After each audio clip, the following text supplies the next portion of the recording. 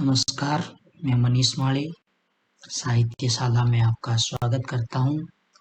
आज हम देखते हैं कुछ प्रश्न जो कि यूपी हायर की अन्य गद्य विधाओं से संबंधित है।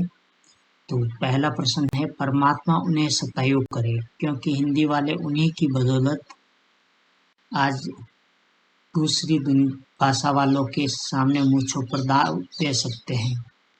उक्त कथन किस विद्वान के लिए कहा गया है? तो उक्त कथन जो है बनारसीदास चतुर्वेदी ने प्रेमचंद के साथ 2 दिन में प्रेमचंद के लिए कहा है। चिट्ठी पत्री में संकलित पत्र प्रेमचंद ने किसको लिखे थे? अपने साथी विद्वानों को, दयाराम नारायण निगम को, जैनेन्द्र को, अपने भाई को। तो इसका सही आंसर होगा दया नारायण निगम को। ऋणजल धनजल में आए बाढ़ का प्रसंग किस वर्ष का है? तो बाढ़ सूखे का प्रसंग जो है इसमें वो 1966 का है और बाढ़ का प्रसंग है जो 1975 का है। मैं जिन लोगों को ध्यान में रखकर लिखता था उनमें रेणु सबसे प्रमुख थे। उक्त कथन किन का है? तो उक्त कथन है निर्मल वर्मा का। चिड़ों की चांदनी जो है उनकी विदा यात्रा जो भी है संस्मरण उसके शुरुआत में लिखा गया है, भूमिका में लिखा है इन्होंने। आगे है, आधुनिक हिंदी कविता को अभी निराला से बड़ा कोई कवि नहीं मिला। उक्त कथन किसका है? तो ये कथन जानकी वल्लभ शास्त्री का है। निराला साहित्य गंगा के भगीरथ थे। उक्त कथन किनका है? तो उक्त कथन राहुल सांकृत्यायन का है। जानकी वल्लभ का नहीं है, ये राहुल सांकृत्यायन का है। जमाना के विकास में मुंशी जी का बहुत बड़ा हाथ रहा है और उतना ही बड़ा हाथ मुंशी जी के विकास में जमाना का रहा है। मुंशी प्रेमचंद जी के बारे में कहा गया है, तो ये किसने कहा है? तो विकल्प है जानकी वल्लभ शास्त्री, अमृत राय, बनारसीदास चतुर्वेदी, निर्मल वर्मा। तो इसका सही आंसर हो जाएगा अमृत राय ने चिट्ठी पत्री की भूमिका में कहा है। बनारसीदास चतुर्वेदी को दिए साक्षात्कार में प्रेमचंद ने विश्व का सर्वश्रेष्ठ कहानीकार किसे माना है? लियो टोल्स्टॉय को, अंतोन चेखव को, पांसा को या रविंद्रनाथ ठाकुर को? तो चेखव को उन्होंने जो है विश्व का अभी उस समय तक का सर्वश्रेष्ठ कहानीकार माना था। बनारसीदास चतुर्वेदी को दिए साक्षात्कार में प्रेमचंद ने अपना प्रिय लेखक किसको माना? अंतोन चेखव को, मपांसा को, लियो टोल्स्टॉय को या रविंद्रनाथ ठाकुर को? तो टोल्स्टॉय को माना है अपना प्रिय लेखक। जमाना पत्रिका का प्रकाशन वर्ष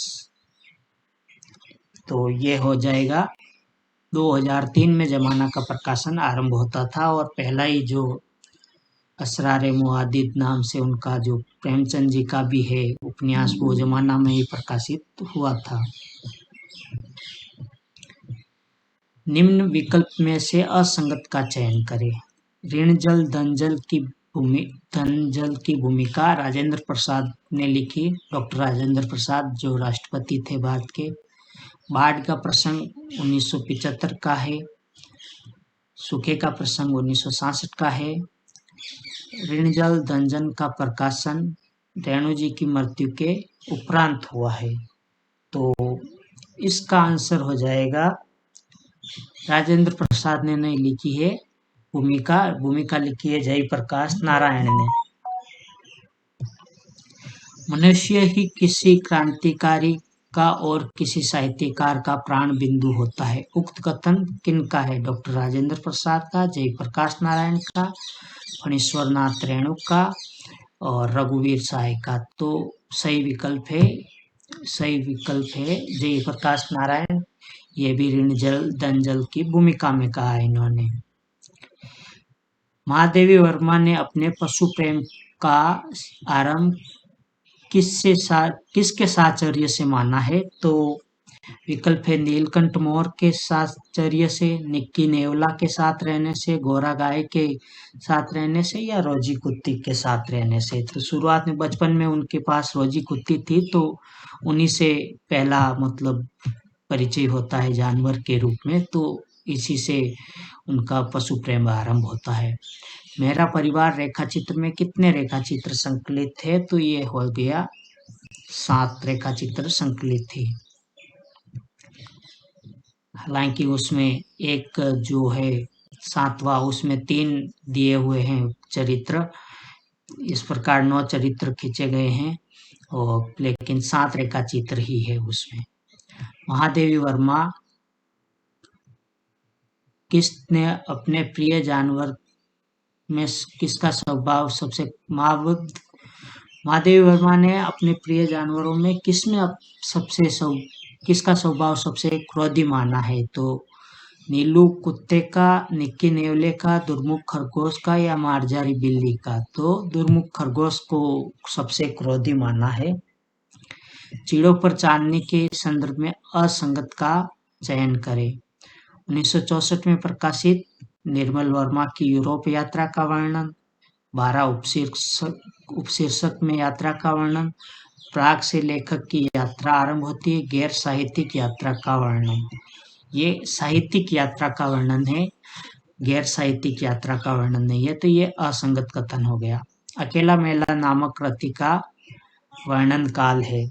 जो इसमें घटनाएं हैं वर्णित रमेश चंद्र शाह ने लिखी है, तो उसका वर्णन काल है 1980 से 86, 1982 से 84, 1990 से 2004, या 2000 से 2009। तो 1980 से 86 तक का वर्णन काल उसमें है। सुधिया उस चंदन के वन की उक्त पंक्ति के रचयिता कौन है? तो विष्णुकांत शास्त्री, गिरिजा कुमार माथुर, हजारी प्रसाद द्विवेदी, महादेवी वर्मा। तो गिरिजा कुमार माथुर इस पंक्ति के रचयिता है, लेकिन इस रचना के रचयिता विष्णुकांत शास्त्री है।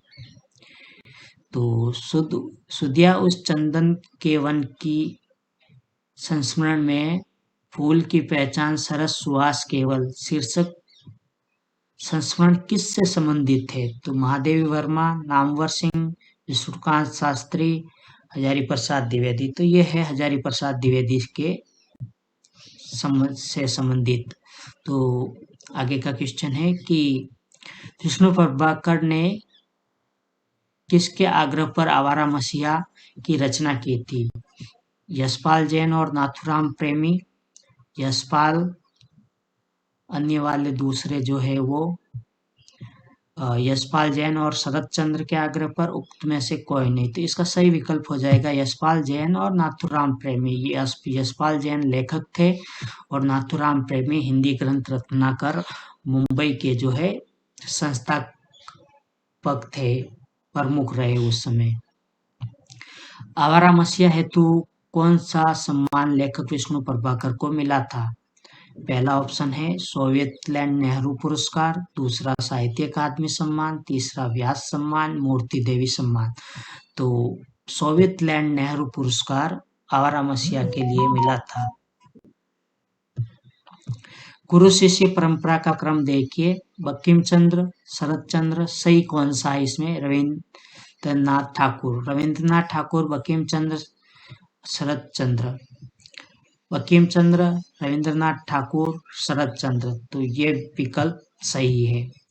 अपनी खबर आत्मकथा का उपशीर्षक नहीं है निम्न में से? धरती और दान, बच्चा महाराज, लाला भगवान दीन, विष्णु पर बाबूराव विष्णु पराड़कर। ये सभी है, इसमें 15 शीर्षक है। तो आशा है कि आपको अच्छा लगा।